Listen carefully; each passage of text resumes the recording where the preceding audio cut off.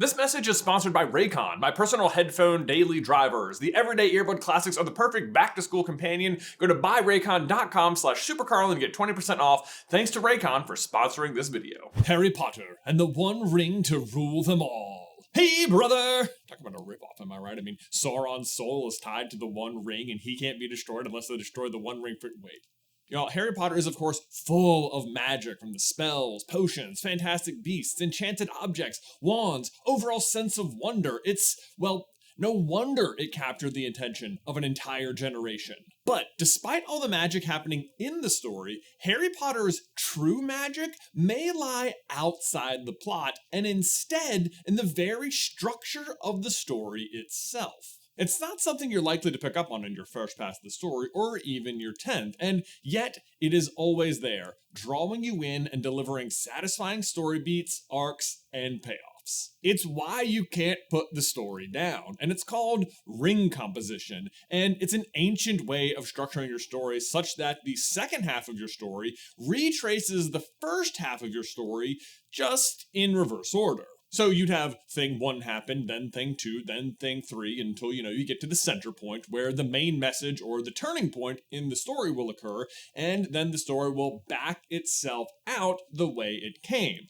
That way, all of the opening lines and the closing lines end up echoing each other and create a sense of the story coming full circle like a ring. Hey, that's the name of the composition. So, for example, at the start of Philosopher's Stone, Chapter 1 opens on Privet Drive with the Dursleys and ends with a Dumbledore conversation explaining how Voldemort attacked Harry as a baby. Then the final chapter, Chapter 17, opens with Harry facing Voldemort, a Dumbledore conversation, and ends us back at the Dursleys. Even the opening lines are mirrors of each other. The first sentence is, "Mr. and Mrs. Dursley of number 4 Privet Drive were proud to say they were perfectly thank you very much." And then the dragons arrived. And then the book ends, "They don't know we're not allowed to use magic at home.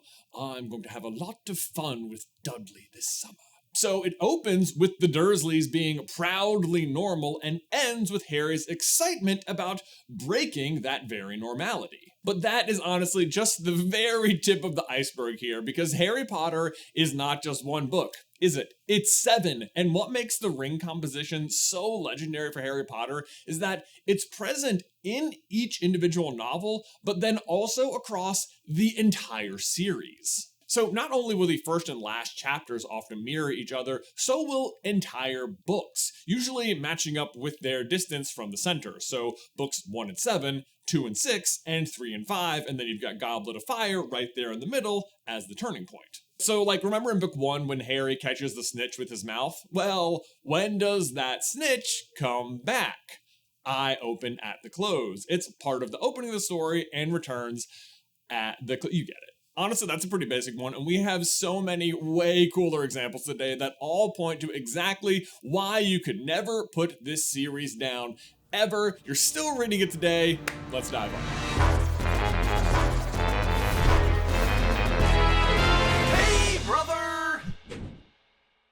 Okay, so ring composition. Let's look at it inside of a single story first, just so you get the idea, and then zoom out to looking at the series as a whole, because it's so fun how it all keeps lining up. We mentioned how Philosopher's Stone starts and ends, but let's unpack the whole book and see how after the turning point, each beat backs out in reverse order again. Like I said, we of course kick off on Privet Drive, where we meet the Dursleys, have a conversation with Dumbledore, and learn of Voldemort's attack on young Harry. Then on the back end of the book, we end at Privet Drive after having a confrontation with Voldemort and a conversation with Dumbledore. But so then next, in the front of the book, we have the Dursleys fleeing the letters and Hogwarts, while at the same point in the back half of the book, we have Harry, Ron, and Hermione plumbing the deepest depths of Hogwarts in the obstacle course. Then after Harry finally gets his letter, we have a chapter with Hagrid, and fittingly, the chapter before the obstacle course is spent with Hagrid in the forest. After Harry goes to Diagon Alley with Hagrid, he meets Ron on the train where they talk about their family and their perceived identity. But then fittingly, before the forest with Hagrid, Harry and Ron also discover the Mirror of Erised, where Harry sees his family and gets a glimpse of Ron's hopes and dreams in the mirror.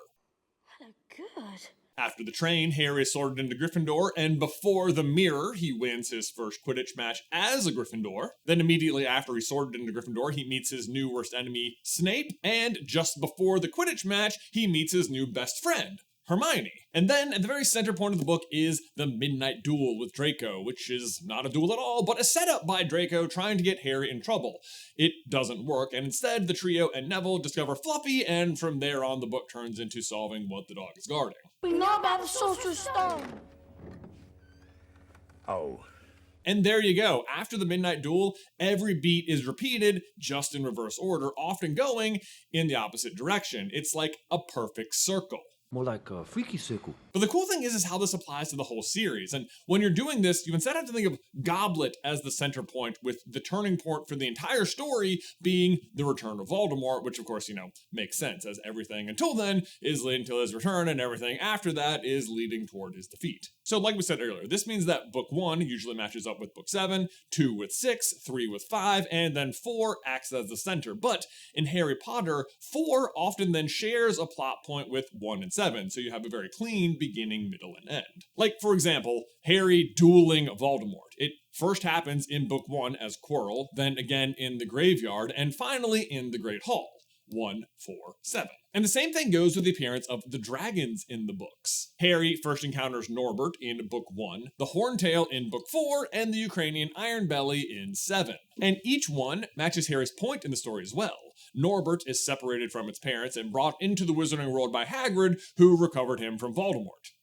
Sound familiar? Little Tyke fell asleep just as we were flying over Bristol. The Horntail basically is Voldemort, fully formidable, fully dangerous, and who Harry will face later that year, and the Ironbelly is breaking free from his bonds, just as Harry is about to break free from the prophecy.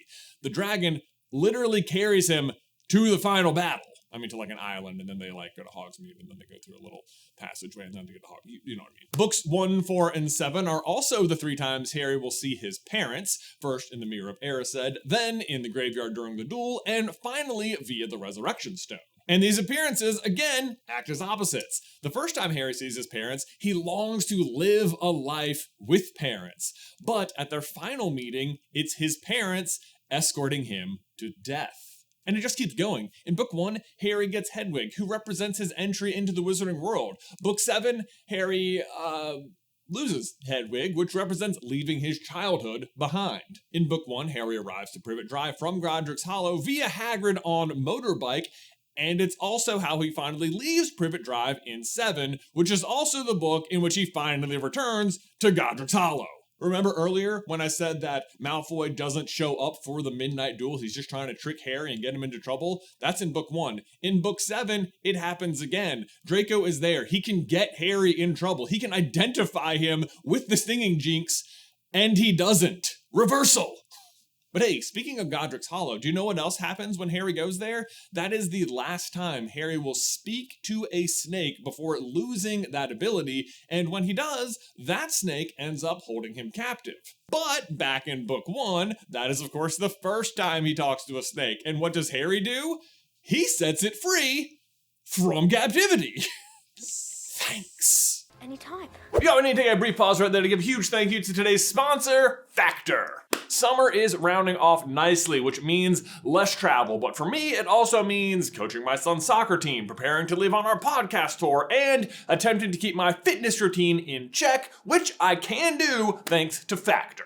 I'm not sure why the world tends to balance out this way, but it often seems that the more convenient the food is, the less healthy it is. Or at least that was the case. But Factor packs in dietitian-approved, chef-prepared meals that are RTG. That is, ready to go in just 2 minutes. And Factor takes this seriously. They have over 175 banned ingredients. We're talking artificial colors and dyes, refined sugars, nitrates, and so on. Nothing but good, whole ingredients. And I can highly recommend Factor. Not only does it streamline the evening with no, shopping, chopping, or clean up, it's just good tasting too. I'm personally working to include more protein into my diet, and my most recent favorite has definitely got to be the Pepper Jack Guacamole Burger.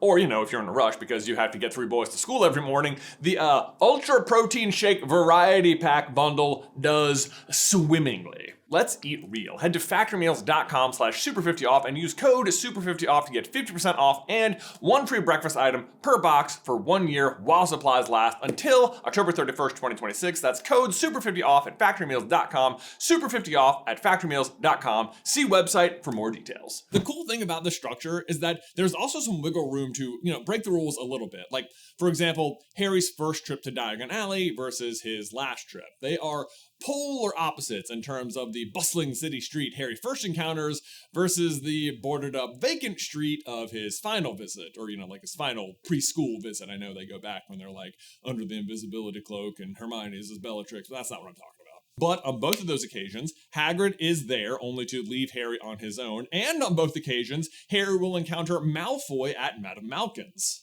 The big reversal is that the first time Harry is alone in a bustling world, and on the second time, he's accompanied by his two best friends in a vacant one.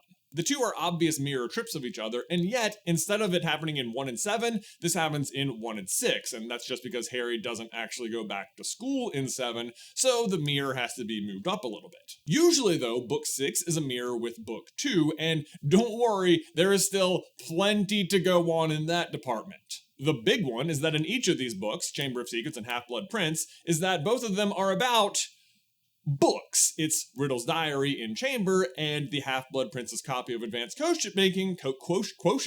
It's Riddle's diary in Chamber of Secrets, and it's the Half-Blood Prince's copy of Advanced Potion Making in the Half-Blood Prince. Which, fun fact, Chapter 13 of Chamber is called The Very Secret Diary, and Chapter 13 of Half-Blood is called The Secret Riddle, both of which are massive installments in Tom Riddle's history as a youth. 2 and 6 are also both what I would call the Ginny books, because in Chamber, that's when we really meet Ginny properly, and she is just a shy little girl who can barely speak to Harry and needs rescuing at the end. But Book 6 is when Harry and Ginny finally get together. She is much more talkative, and dare I say, the relationship itself is kind of rescuing Harry from his constant struggles. Open up, you. That was a really bad example, but it's cooler in the books. 2 and 6 are also the Aragog books. Harry first encounters the living Aragog in Chamber of Secrets, who tries to kill him, only for him to reappear in Book 6, dead. Both appearances, however, mark significant fact-finding moments in Harry's fight against Voldemort, and specifically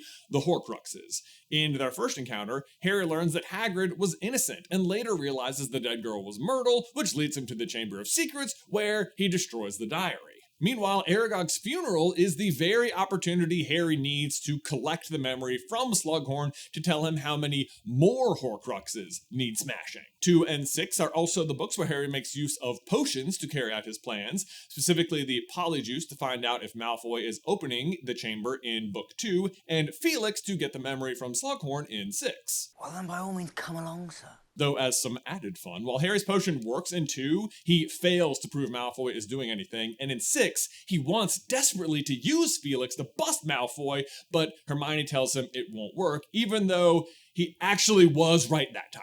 But hey, speaking of Malfoy, books 2 and 6 are also the books where the Malfoys are the ones pressing forward Voldemort's plots. In Chamber, it's Lucius who smuggles in the diary, and in Half-Blood Prince, it's Draco who also tries to smuggle in dark artifacts. And while Lucius successfully gets Dumbledore out of the school, Draco successfully gets him killed. Avada Kedavra. Or so he thinks. I mean, Dumbledore is dead, but it didn't go down the way Draco thought it went down. But that brings us to books 3 and 5, Prisoner of Azkaban and Order of the Phoenix, where things get serious. No, sorry, by that I mean those are the Sirius books. All of Book 3 is about Sirius being a bad guy who Harry needs to avoid, while Book 5 positions him as Harry's closest ally that Harry is just barely ever allowed to see. In Book 3, Sirius has escaped from prison, but must live life on the run, whereas in Book 5, he's no longer on the run, but basically back in prison, just at his house. Prisoner marks Sirius's triumphant return to Harry's life. I did my waiting! 12 years of it! While Order obviously marks his tragic exit from Harry's life. Nice one, James. And then there are the prophecies. In Book 3 is when Harry first hears Professor Trelawney make a prophecy about Voldemort's imminent return with the help of his follower. And then in Order is when we finally hear the prophecy about why Voldemort attacked Harry in the first place. Prisoner and Order are also the books where Voldemort is really not the main villain. And I mean, obviously he's always the big bad in the background, but in Prisoner, the focus is heavily on the threat of Sirius Black before Peter is revealed, and then in Order, Umbridge is obviously the main problem Harry's dealing with for most of the book. And speaking of the Ministry, in Prisoner, Fudge readily excuses Harry for blowing up Aunt Marge, but then in 5, uses it against him at the trial. Speaking of which, then there's the Patronuses. He uses a Patronus against the Dementors to save Sirius by the lake at the end of Prisoner, and the Patronus again in 5 to save himself and Dudley. Boy, okay, let's see. Does it make sense? Let's see if this makes sense too. In Book 3, he is saving Sirius, someone he recently believed to be an enemy because he now recognizes him as an ally. And in Book 5, the act of saving Dudley will turn him into an ally. And then how did Harry learn the Patronus? Well, in Prisoner, Harry has a teacher so good in Lupin that he is taught a Patronus. But then in Book 5, he has a teacher who's so bad that Harry himself has to teach everyone else the Patronus. But on that note, then let's look at his teachers in 3, 4, and 5, because here we have a very interesting sandwich going on, because Prisoner gives us Harry's best defense against the Dark Arts teacher, and 5, his worst. But tucked right in the middle there of good teacher with good morals and bad teacher with bad morals is Barty Crouch Jr. / Mad Eye, who is great teacher, evil morals. And that brings us to Goblet right in the center, but being at the center has its own bits of fun too, because, for example, on the zoomed out scale, the return of Voldemort is obviously the turning point of the entire series, but the actual middle of Goblet of Fire is when Harry's name comes out of the goblet. Harry, you put your name in the goblet of fire. And that's fitting too. Everything to that moment has been what we've seen from the first 3 books. World building, expansion, getting lost in the magic. But everything after this... The rules are absolute. Mr. Potter has no choice. Yeah, the context for that scene is that he has to compete in the Triwizard Tournament, but the subtext is the prophecy and Harry's inability to escape his looming fight with Voldemort. You are free to choose your way, quite free to turn your back on the prophecy. But Voldemort continues to set store by the prophecy. He will continue to hunt you, which makes it certain, really, that one of us is going to end up killing the other, said Harry. Yes. And there you go, guys. Ring composition in Harry Potter. It is everywhere. We honestly could have kept going with more and more examples because it all lines up so well, but this script was starting to get kind of long, but that said, I would love to hear other instances of this that you have noticed in the towel section down below. Please leave us a comment. This should be a fun one. If you want homework in this department, I advise you to read Harry's trip to school in Order of the Phoenix on the train and his trip home from the school in Order of the Phoenix on the train. Perfect mirrors. Guys, thank you so much for watching today's video. Don't forget to leave a like on it and subscribe so you don't miss any future Harry Potter action from us. If you want to see us break down the appearances of the dragons in books 1, 4, and 7, we actually made an entire video about just that right here if you want to check that out. But otherwise, until next time, remember, ducks go in cups.